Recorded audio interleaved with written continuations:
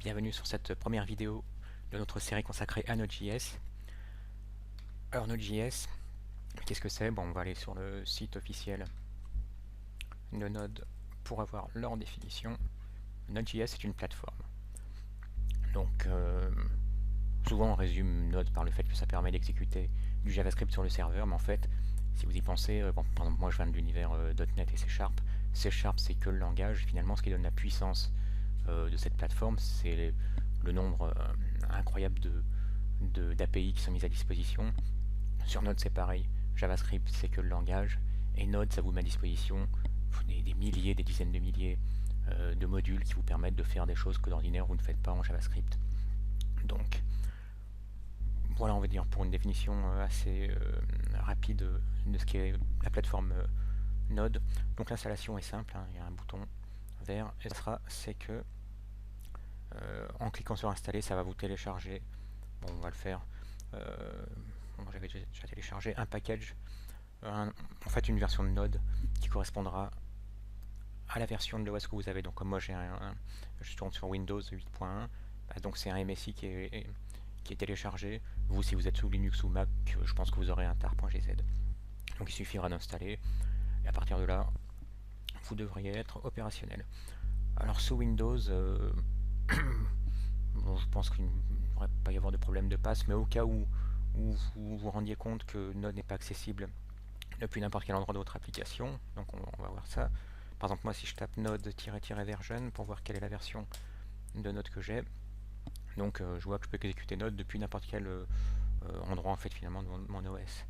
Vous, si c'est pas le cas, si au lieu d'avoir le numéro de version vous aviez une erreur, il faudrait que vous ajoutiez le chemin de l'application Node dans les variables globales en fait, dans le pass. Donc là ça se fait sous Windows en cliquant sur Windows I, donc pour afficher donc ce panneau.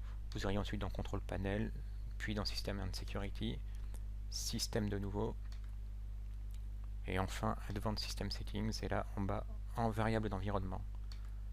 Et ensuite dans System Variables, vous auriez le pass que voici, et il suffirait ensuite de cliquer sur Edit, puis de cliquer dans le champ texte Variables Value, d'appuyer sur le bouton fin donc de votre clavier, puis de rajouter un point virgule et le chemin vers votre Node. Donc vous le connaîtrez puisque vous aurez installé Node via l'application téléchargée tout à l'heure par le bouton vert. Alors je pourrais plus vous dire si c'est nécessaire aujourd'hui parce que je l'avais installé il y a un an, puis ensuite je le mettais à jour via npm. Donc Node, ça vous met déjà à disposition la possibilité donc d'exécuter Node en ligne de commande. Donc vous tapez Node entrée, et vous voyez que vous avez ce que dans l'univers Node est appelé REPL. Alors je ne me souviens plus de l'acronyme. Finalement, bon, ça vous dit que c'est une console qui vous permet de lire et d'exécuter ce que vous tapez. Donc ça c'est le RE Read, Execute. Pour les autres lettres, tapez simplement dans Google REPL et ça vous donnera l'acronyme complet. Donc cette console elle permet par exemple déjà de taper, de faire un calcul par exemple. Vous pouvez aussi taper une variable, Toto égale allez, John Smith. Hein. Là vous voyez, si vous tapez Toto, ça vous retourne la variable, le contenu de la variable. Et enfin, ce qui change aussi de Node, dans l'interface de Node, quand vous êtes en ligne de commande, c'est qu'il y a certains objets auxquels vous êtes habitué quand vous exécutez des commandes, par exemple dans la console de Chrome. Parce que ce que j'avais pas dit tout à l'heure, c'est que finalement le moteur JavaScript qui est installé avec Node, c'est V8. Donc le moteur V8, c'est le même qui en fait est exécuté, tourne en tout cas dans Chrome. Bah donc ce qui change, c'est comme ce moteur n'est pas dans une page web, l'objet window il connaît plus. Hop, vous voyez donc REPL, hein, c'est ce dont on parlait tout à l'heure, REPL, ne connaît pas l'objet window. Pareil pour document, ça ne lui parlera pas alors que vous vous serviez sans doute de ces deux objets dans vos scripts côté client. En revanche, il y a un objet qui connaît bien, c'est process. Et process, lui, il comporte énormément de propriétés et de méthodes. Donc voilà, il y aura des objets auxquels vous êtes habitués qui ne sont plus là, et d'autres au contraire qui seront là pour accomplir des tâches différentes de ce que vous faites côté client. Pour sortir de la console, CTRL-C 2 fois. Donc maintenant, nous allons prendre... Ah oui, un petit détail également, vous avez en plus de Node un package manager qui est installé qui s'appelle npm, donc Node Package Manager. Pareil, si vous tirez, si vous tapez npm-version, vous devriez avoir aussi une version pour npm. Et donc là, c'est un package manager. Bah, c'est l'équivalent, par exemple, dans le monde .NET de NuGet, par exemple.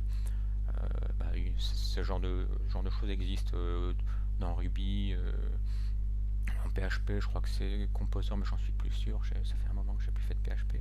Enfin bref, quel que soit l'univers dont vous veniez, vous êtes habitué sans doute à ce qu'est un package manager, donc il vous permet d'ajouter des packages pour ne pas avoir à réinventer la roue. Parce que Node en lui-même est préinstallé avec des modules, mais vous avez peut-être, enfin aujourd'hui on est quoi, on est le 11 juillet 2014, vous avez des 60 000 je crois modules au jour d'aujourd'hui. D'ailleurs vous pouvez les voir dans le site de NPM, npm. Ouais, ça doit être celui-ci, js.org. Et donc là, en allant sur ce site, vous pourrez voir tous les packages qui existent. Il y en a sans doute des modules qui vous intéresseront, comme underscore si vous utilisez underscore d'habitude côté client. Il y en aura sans doute un pour jQuery, c'est même certain, et pour une infinité d'autres choses. Donc avant de vouloir créer vous-même vos modules, ne réinventez pas la roue, allez voir et chercher des modules en fait sur le site de NPM. On peut faire des recherches aussi en ligne de commande avec npm search, et puis vous taperiez par exemple, là on a vu tout à l'heure underscore, la librairie underscore, boum, là il va vous la trouver. On va lui laisser le temps, j'ai bien ma connexion internet, voilà. Allez.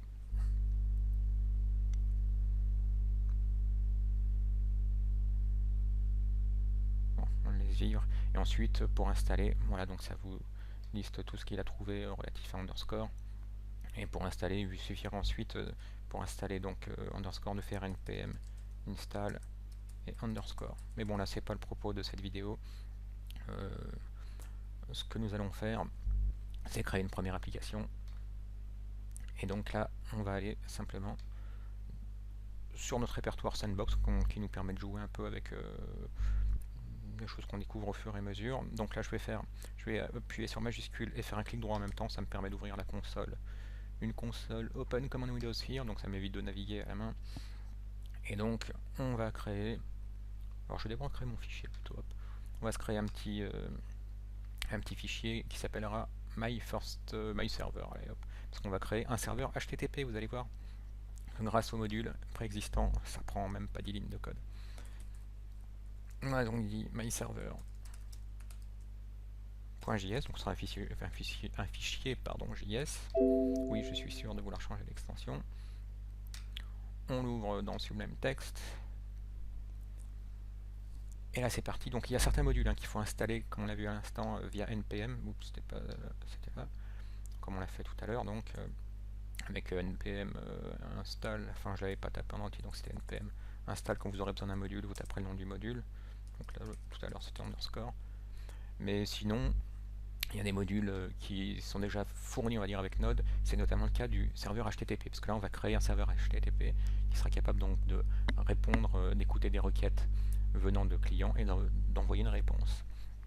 Donc nous avons dit qu'il existait un module qui s'appelle HTTP et on le charge comment? Avec la fonction require. Donc elle adaptant en paramètre simplement le nom du module que vous souhaitez importer.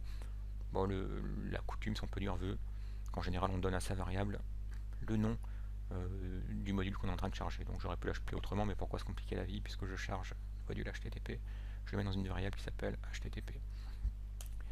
Maintenant qu'on a ce module, pardon, je suis un peu enroué, on peut créer notre serveur. Donc on va l'appeler myFirstServer. Et on va le créer à l'aide donc maintenant de notre objet HTTP qui comporte une méthode createServer. Et createServer, qu'est-ce qu'elle prend en paramètre? Une fonction anonyme qui se voit fournir un objet requête qui correspondra à la requête entrante du client et un objet response qui sera la réponse qui vous permettra d'envoyer une réponse à votre client. Donc vous voyez, ça ressemble tout à fait à la façon de coder côté client quand on passe en fait un callback. Et donc, ce qu'on fait au départ, c'est qu'on va envoyer au client une réponse en lui disant que tout va bien. Pour ça, on le fait en écrivant, en envoyant un header. Donc là, finalement, il n'y a rien de, on n'invente rien, simplement on envoie un code, un status code de 200 pour dire tout s'est bien passé, hein, le status code habituel. Et le deuxième paramètre, c'est un objet qui notamment comportera le content type. Vous voyez, là, de nouveau, on n'invente rien, c'est le content type qu'on verrait dans Fiddler, par exemple, si on lançait Fiddler, quand on lance Fiddler pour voir le contenu de requête que vous recevez ou envoyez. Et donc on veut dire que le content type, ce sera du texte simple. On pourrait très bien aussi préciser que ce serait du HTML. Donc là, on dit simplement qu'on va envoyer à notre client donc une réponse qui sera du texte. Pardon, réussir à s'enrouer en plein mois de juillet, c'est assez fort. Ensuite, on va écrire, on va envoyer donc le fameux texte qui nous intéresse. Ce sera tout simplement un petit Hello World. Depuis Node. Ouais. Et enfin,